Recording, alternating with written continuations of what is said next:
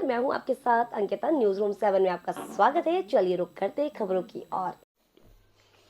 भोपाल में जीआईएस की तैयारियां जोरों शोरों से की जा रही हैं। पूरे भोपाल को दुल्हन की तरह सजाया जा रहा है।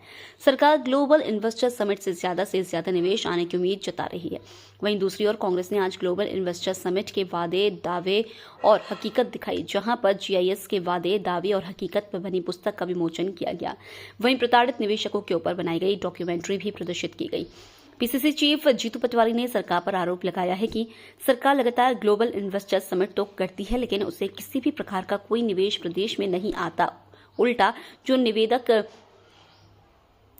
निवेशक प्रदेश में इन्वेस्ट करना चाहते हैं, सरकार उनके साथ कॉपरेट नहीं करती, उन्हें एक सुरक्षित माहौल नहीं मिलता। इसी के साथ नेता प्रतिपक्ष उमंग सिंघार ने बताया कि मध्य प्रदेश में कई ऐसे क्षेत्र हैं जहां पर बढ़ चढ़कर उद्योग स्थापित किए जा सकते हैं, लेकिन सरकार का उसी और ध्यान ही नहीं है।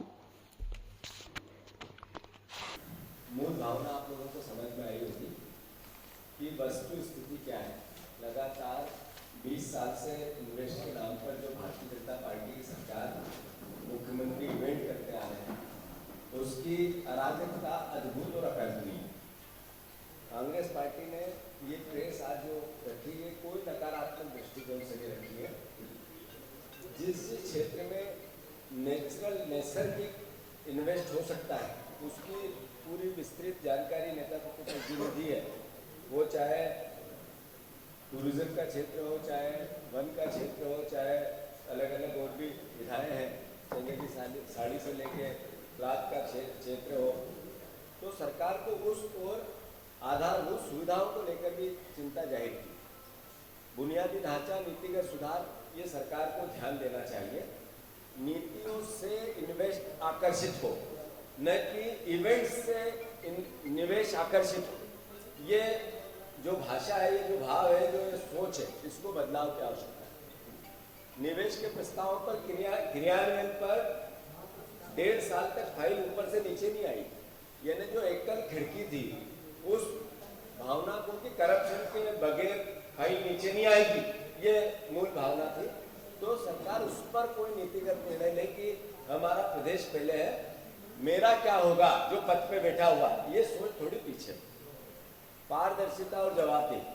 पारदर्शिता अगर आप किसी भी नीति में लाओगे और जवाबदेही किसी भी मंत्री से, मुख्यमंत्री से लेकर नीचे के कर्मचारी की नहीं बनाओगे, तो ये व्यवस्था बनी रहेगी। विदेशी निवेश आकर्षित करने के लिए जो प्रयास किए गए, वो टूरिज्म के थे, वो इवेंट के थे, वो खर्च के थे।